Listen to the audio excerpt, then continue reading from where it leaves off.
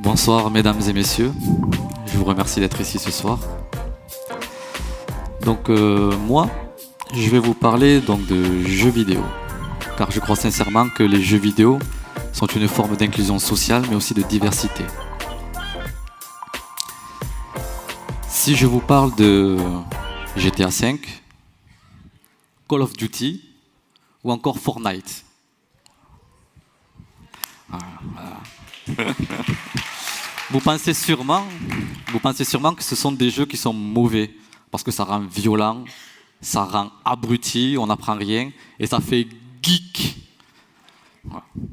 Si moi-même j'étais pas fan des jeux vidéo, j'aurais pu penser la même chose. Quand on ne sait pas, on croit souvent n'importe quoi. Donc, je viens de Carcassonne. Merci beaucoup. Je viens de Carcassonne et j'ai grandi dans une cité. Et comme tout jeune de cité, qu'est-ce que je faisais? Je dealais. Non, c'est pas vrai. Mais plus sérieusement, j'ai fait des études, j'ai fait un bac S. Par la suite, j'ai fait un DUT en génie mécanique que j'ai complété par une école de commerce. Malheureusement, à la fin de mon cursus scolaire, je suis tombé gravement malade, très malade. Voilà. J'ai passé 6 mois en hospitalisation, à peu près 180 jours. Mais heureusement qu'il y avait les jeux vidéo. Heureusement qu'il y avait les jeux vidéo. Ça m'a permis de m'évader et vraiment de ne plus penser à la maladie. Donc s'il y a quelque chose que vous devez retenir sur moi, c'est que vraiment, je suis un grand fan de jeux vidéo. Vraiment. D'ailleurs, j'étais tellement fan que, étant petit, j'avais pas de console à la maison. Alors, j'allais jouer chez les copains. Et dernièrement, justement, avec des amis d'enfance, entre 2 parties de jeux vidéo, on a remarqué que dans la région carcassonnaise, en fait, il n'y avait pas de lieu pour faire découvrir le numérique à un large public, autant pour les jeunes que pour les moins jeunes. Donc, c'est-à-dire, pas de découverte pour jouer ensemble, pas de découverte sur l'utilisation d'un smartphone ou d'un ordinateur, et pas de découverte des nouvelles technologies innovantes. Les seuls lieux que nous avons à Carcassonne, c'est 2 petites structures. L'une qu'on peut apparenter à un cybercafé et l'autre qu'on appelle la maison du numérique qui, elle, n'est réservée qu'aux professionnels. Donc, pas de lieu pour jouer ensemble, pas de lieu pour le numérique et pas d'opportunité pour les gens de découvrir toutes les opportunités que le numérique peut offrir. On a donc décidé de créer l'association Gamerstron en 2007, par rapport, pour les geeks qui le savent, à la série. Et donc le but de notre association, c'est vraiment de sensibiliser et de casser cette mauvaise image qu'on a sur les jeux vidéo. Je vais vous prendre un exemple. En compétition de e-sport, en gaming, sur un jeu de tir FPS, donc First Person Shoot, c'est-à-dire on voit l'arme devant,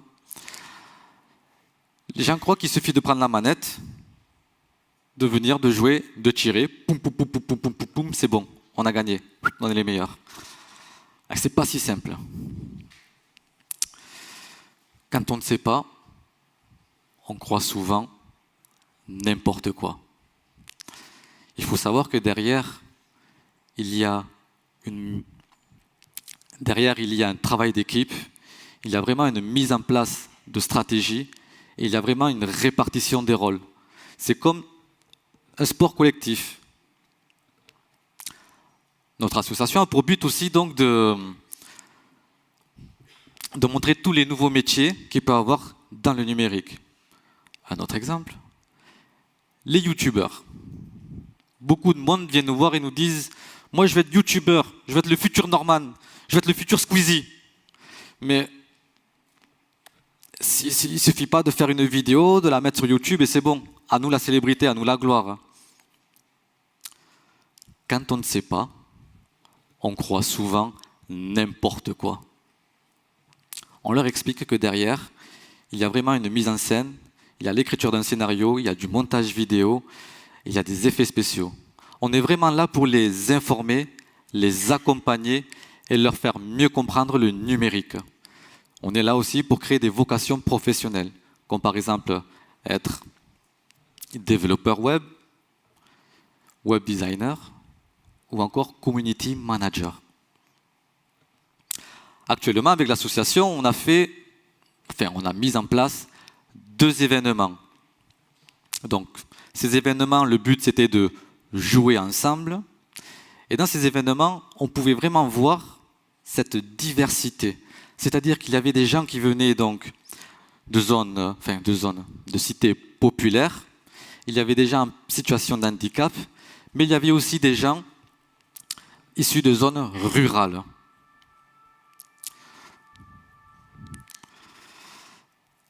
De plus, on les a aussi informés sur les possibilités de carrière et d'évolution possibles, mais aussi on les a sensibilisés sur le jeu vidéo.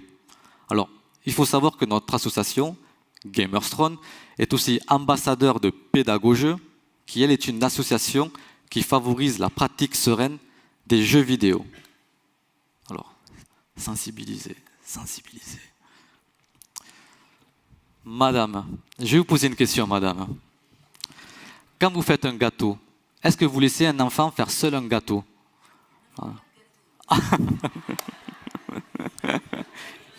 Donc on ne le laisse pas tout seul. Les jeux vidéo, c'est pareil. On est là pour dire aux parents de ne pas être contre, mais de donner les moyens pour. On est vraiment là pour donner la clé et la manette, vraiment pour leur expliquer tous les bienfaits du jeu vidéo. Est-ce qu'on va s'arrêter là? Non. Notre vocation est aussi de trouver ce Mbappé de la manette, ce Cristiano Ronaldo du sport numérique. On veut vraiment créer des équipes e-sport, créer des ligues e-sport pour vraiment montrer toutes les opportunités que puisse offrir le numérique. J'ai un petit secret à vous faire aussi, vous le dites à personne. Hein. Mon rêve le plus grand, ça serait d'amener ça serait d'amener le numérique là où on ne l'attend pas, c'est-à-dire dans les zones les plus reculées, les zones rurales. Avec quoi? Avec un bus numérique. Ce bus permettrait de faire découvrir donc les métiers du numérique, mais aussi à créer des vocations professionnelles et à mieux utiliser et comprendre le numérique. Quand on ne sait pas, on croit souvent n'importe quoi. Et maintenant, je sais que les jeux vidéo, je sais que les vidéos maintenant sont une forme d'inclusion sociale et aussi de diversité. Je vous remercie beaucoup.